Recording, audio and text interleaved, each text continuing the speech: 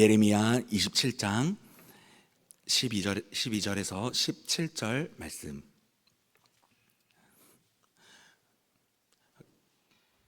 마음을 집중하시고 함께 읽어보시겠습니다. 내가 이 모든 말씀대로 유다의 왕 시드기야에게 전하여 이르되 왕과 백성은 바벨론 왕의 멍에를 목에 메고 그와 그의 백성을 섬기소서. 그리하면 사실이라. 어찌하여 당신과 당신의 백성이 여호와께서 바벨론의 왕을 섬기지 아니하는 나라에 대하여 하신 말씀과 같이 칼과 기근과 전염병에 죽으려 하나이까? 그러므로 당신들은 바벨론의 왕을 섬기게 되지 아니하니라 하는 선지자의 말을 듣지 마소서. 그들은 거짓을 예언함이니이다. 이는 여호와의 말씀이니라. 내가 그들을 보내지 아니하였거늘 그들이 내 이름으로 거짓을 예언하니 내가 너희를 몰아내리니 너희와 너희에게 예언하는 선지자들이 멸망하리라. 내가 또 제사장들과 그 모든 백성에게 전하여 이르되 여호와께서 이와 같이 말씀하시기를 보라, 여호와의 성전의 기구를 이제 바벨론에서 속히 돌려오리라. 너희에게 예언하는 선지자들의 말을 듣지 말라. 이는 그들의 거짓을 예언함이니라 하셨나니 너희는 그들의 말을 듣지 말고 바벨론의 왕을 섬기라. 그리하면 살리라. 어찌하여 이 성을 황무지가 되게 하려느냐. 아멘. 오늘 함께 은혜를 나눌 하나님의 말씀은 말씀 앞에서 길을 정하는 성도, 말씀 앞에서 길을 정하는 성도라는 제목으로 함께 하나님의 말씀 또 은혜를 나누고자 합니다. 운전하시는 우리 성도님들 중에서는 이런 경험 혹시 한번 해보신 적 있으십니까? 예전에는 이제 운전을 하게 되면 이제 큰 지도를 펴놓고 이제 운전을 했었습니다. 그런데 이제 요즘은 모든 차에 길을 가르쳐주는 이 내비게이션이라고 하는 이제 장치가 들어가게 돼 있죠. 그래서 우리가 원하는 목적지를 찍게 되면 이제 실시간 상황에 따라서 어느 길이 가깝고 또 어느 길이 가장 돈이 들지 않게 갈 수 있는지 우리들에게 친절하게 가르쳐 주고 있는 이제 기기가 바로 내비게이션입니다. 제가 저희 교회를 오기 전 이제 약 2년 전 여름 휴가 때 있었던 일입니다. 강원도 쪽으로 혼자서 2박 3일 여행을 이제 가게 되었습니다. 운전을 하고 시간을 보내고 있었는데 일정 중에 제가 예전에 근무했던 이제 군 부대에 이제 한번 가보고 싶었었습니다. 저는 강원도 맨 끝자락에 양구라고 하는 지역에서 이제 군 생활을 했었습니다. 그래서 이제 군인일 때 말고 이제 군인의 신분을 벗어나 민간인일 때 한번 놀러 가보는 게 어떨까라는 마음으로 이제 즐거운 마음으로 이제 운전을 해서 이제 내비게이션을 찍고 이제 그 부대로 제가 운전을 하며 향하게 되었습니다. 오랜만에 부대 주소를 이제 찍으면서 바깥을 보며 이제 이 강원도의 이제 좋은 이제 공기를 맡으며 이렇게 운전을 하고 가니 조금씩 이제 아는 길이 보이기 시작했습니다. 아는 길이 보이기 시작하니 예전의 기억이 조금씩 이제 떠오르게 되었죠. 그렇게 기분 좋게 그 길을 가고 있었는데 저는 몰랐습니다. 이때 제가 겸손히 내비게이션의 말을 들었어야 됐는데 이때부터 제가 내비게이션의 말을 듣지 않게 되었습니다. 아는 길이 나오자 슬슬 이 내비게이션의 말이 들리지 않게 되더라고요. 성도님 여러분, 어떤 마음이신지 혹시 아십니까? 떡하니 내비게이션은 오른쪽으로 가라고 계속 이야기를 합니다. 오른쪽으로 가라. 그런데 저의 이 기억과 저의 이 예전 추억에 젖어서 왼쪽으로 갔던 것 같은데 왜 계속 내비게이션은 오른쪽으로 이야기를 할까라는 한마디를 뱉으며 왼쪽으로 꺾었습니다. 왼쪽으로 꺾으니 내비게이션은 이제 그 왼쪽의 길을 가는 길에서 또 올바른 길을 또 이야기를 해줍니다. 너가 왼쪽으로 갔으니 이번에는 왼쪽으로 가야 된다. 그런데 생각해보니 왼쪽이 아니라 오른쪽인데 왜 내비게이션은 왼쪽으로 얘기를 할까 하면서 내비게이션의 말을 또 안 듣게 되었죠. 계속적으로 이렇게 하게 되다가 이제 슬슬 내비게이션과 저의 마음이 맞지가 않게 되어 내비게이션을 끄고 가게 되었습니다. 어떻게 되었을까요? 제가 갔던 그 길은 부대가 아니었습니다. 부대가 아니라 예전에 제가 훈련했던 일반인들은 전혀 모르는 GOP 지역의 훈련장이었습니다. 길을 가다가 저는 병사에게 붙잡히게 되었고 그때 여기가 아니라는 것을 그때 알게 되었습니다. 그래서 몇 시간 동안 제가 이 병사에게 자초지종을 이야기를 하고 이제 원래 갔었던 그 부대에 몇 시간이 지나서 도착하는 안타까운 일이 생기게 되었었습니다. 이렇듯 기술을 통해서 정확한 길을 저에게 이야기를 함에도 계속 저는 내가 생각하는 방향, 내가 생각하는 길, 내가 생각하는 느낌, 상식 이런 등등 나를 의지해서 발생하는 이런 일들을 우리 성도님들도 아마 한 번씩 겪어보셨을 겁니다. 오늘 본문은 이 예시와 참 비슷한 이야기를 하고 있습니다. 오늘 함께 읽은 예레미야 27장의 배경은 바벨론 제국이 가장 강력했던 때이면서 반대로 남유다는 망하기 직전의 때의 이야기입니다. 이 당시 바벨론은 느부갓네살이라고 하는 왕이 통치하고 있었던 때였는데 BC 605년에서 562년 다스리고 있던 이 느부갓네살이 다스리던 이 때, 느부갓네살은 실제 성경과 또 역사학에서도 이야기하듯 굉장히 강력한 때에 통치하고 있던 왕이었습니다. 애굽, 즉 이집트를 비롯해 팔레스타인, 시리아, 메소포타미아 지역 등등 지금으로 치면 중동의 거진 모든 지역을 바벨론의 힘으로 정복을 하던 때가 바로 오늘 본문을 읽었던 예레미야 27장의 배경입니다. 그랬기에 당시 바벨론이라는 국가는 요즘 말로 이야기하면 초패권 국가, 미국과 같은 초패권 국가가 바로 이 바벨론이었습니다. 굉장히 강력한 국가였던 것이죠. 그런 상황에서 반대로 이 남유다는 작은 국가로서 제국의 침략이 언제 당할지 모르는 두려움에 벌벌벌 떨고 있던 아주 자그마한 국가였죠. 그렇기에 당시 집권해 있던 이 남유다의 시드기야는 바벨론이 엄청난 영향력을 이 남유다에게 행사하고 있었고 결국 세 차례 침공을 통해서 바벨론에게 결국은 남유다는 멸망을 하게 됩니다. 당시에 이 시드기야는 바벨론이라고 하는 국가에 대해 형식적인 충성은 굉장히 잘 하고 있었습니다. 그렇지만 속으로는 반바벨론을 하기 위해 조심스럽게 움직이고 있던 형국이었습니다. 그렇기에 이 남유다 내에서 바벨론에게 결국에는 계속 굴복할 것인가, 아니면 끝까지 싸워서 우리가 이 바벨론이라는 국가에게 우리가 죽든지 아니면 내가 살든지 끝까지 저항을 해야 됩니다 라는 그 정치적인 상황이 이 남유다 안에 생기게 되었다라는 것이죠. 오늘 말씀 내에서의 쟁점이 바로 이 쟁점입니다.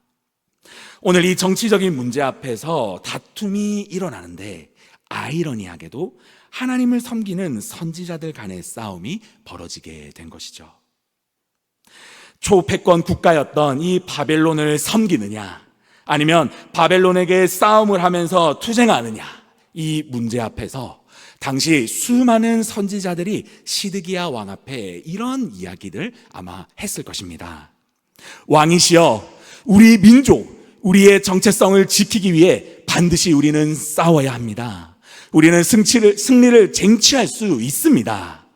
하나님이 그렇게 해 주실 것입니다 라고 시드기야 앞에 이 수많은 선지자들이 아마 이야기를 했을 것입니다. 그러나 옆에서 듣고 있던 이 예레미야는 이 이야기에 반해서 진짜 하나님의 메시지가 무엇인지 이야기를 합니다. 하나님께서 이렇게 이야기한 선지자들을 향해 강력한 경고의 메시지 예레미야를 통해 말씀을 하게 되는데, 그 말씀이 오늘 본문의 말씀입니다. 오늘 본문 15절 말씀입니다. 이는 여호와의 말씀이니라. 내가 그들을 보내지 아니하였거늘 그들이 내 이름으로 거짓을 예언하니 내가 너희를 몰아내리라 라는 이야기를 통해서 예레미야를 통해 하나님의 뜻을 전하게 됩니다. 이 두 의견이 부딪히는 이 상황에서 그냥 겉으로만 봤을 때 많은 사람들의 의견과 생각, 그리고 어쩌면 이 상황에서는 왕이시여 이것이 상식입니다 라고 이야기하는 무리를 보면서 겉으로 볼 때는 틀린 이야기가 아니지 않나 라는 생각이 분명히 들었을 것입니다. 그리고 그럴 것이 남유다 사람들의 입장에서는 어쩌면 이 수많은 선지자들의 말이 틀린 말이 아니었을 겁니다. 왜냐하면 민족을 위해서 싸워야지, 민족을 위해서 피 흘려야지 라는 이 민족성이 우선되었던 민족이었기 때문입니다. 그래서 자연스럽게 아마 이 말이 더 설득력이 있었을 것이란 말이죠. 그럼에도 불구하고 오늘 본문에서 예레미야를 통해 하나님께서는 확실하게 이야기를 하시고 계십니다. 아무리 우리의 생각과 방향, 느낌과 상식이 맞을지 몰라도 이 선택은 하나님의 뜻과 마음이 아니다라고 하나님께서는 예레미야를 통해서 확실하고 분명하게 말씀하시고 계십니다. 그렇다라고 한다면 이 예레미야를 통해서 말씀하시는 하나님의 뜻은 무엇일까요? 그 뜻은 12절과 14절에서 나오는데 제가 읽어드리겠습니다. 내가 이 모든 말씀대로 유다의 왕 시드기야에게 전하여 이르되 왕과 백성은 바벨론 왕의 멍에를 목에 메고 그와 그의 백성을 섬기소서. 그리하면 사실이라. 어찌하여 당신과 당신의 백성이 여호와께서 바벨론의 왕을 섬기지 아니하는 나라에 대하여 하신 말씀과 같이 칼과 기근과 전염병에 죽으려 하나이까? 그러므로 당신들은 바벨론의 왕을 섬기게 되지 아니하리라 하는 선지자들의 말을 듣지 마소서. 그들은 거짓을 예언함이나이다 라는 말을 예레미야를 통해서 하나님의 뜻을 분명하게 전달합니다.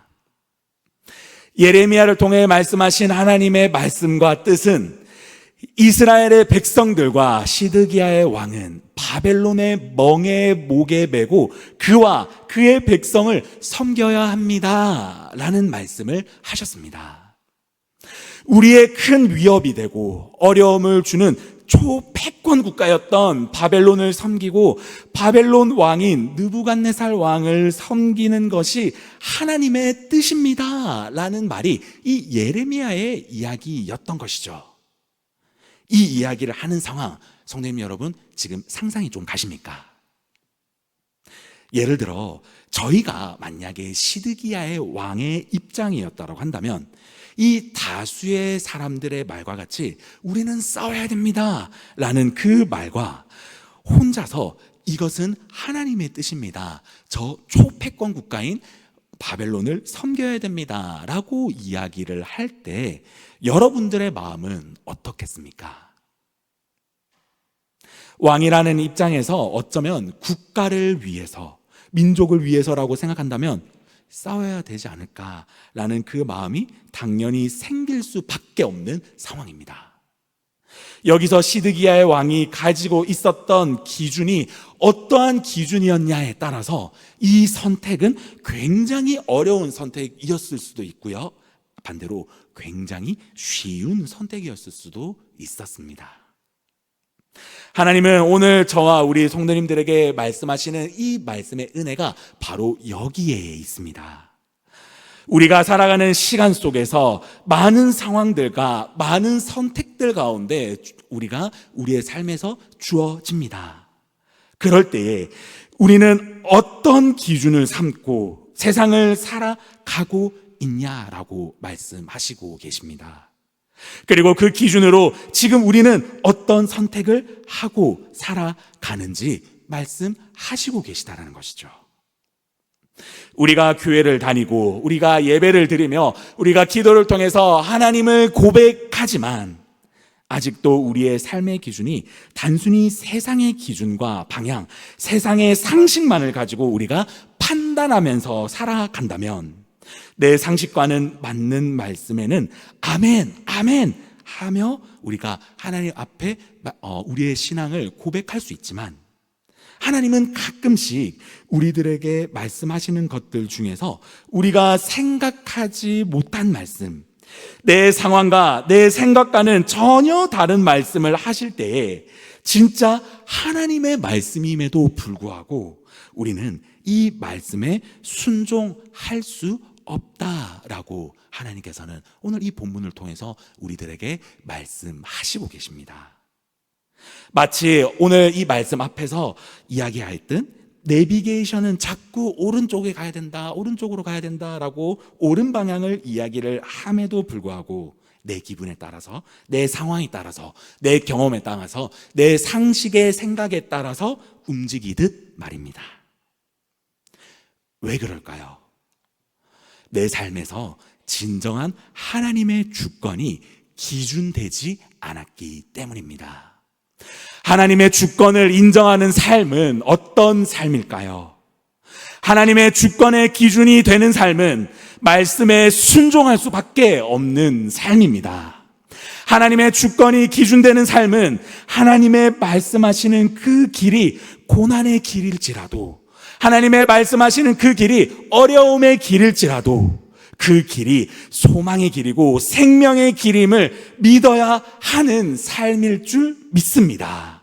하나님의 주권이 기준이 되는 삶은 비록 인간의 눈으로는 불안하고 어려우며 앞이 전혀 보이지 않고 많은 것들을 심지어 포기해야 될 수 있는 삶일 수도 있지만 이 기준을 선택한다면 반드시 그 선택을 통하여서 역사하시고 책임져 주시며 반드시 역전시켜 주시는 우리 하나님 아버지의 역사하심을 경험하는 삶인 줄 믿으시기 바랍니다.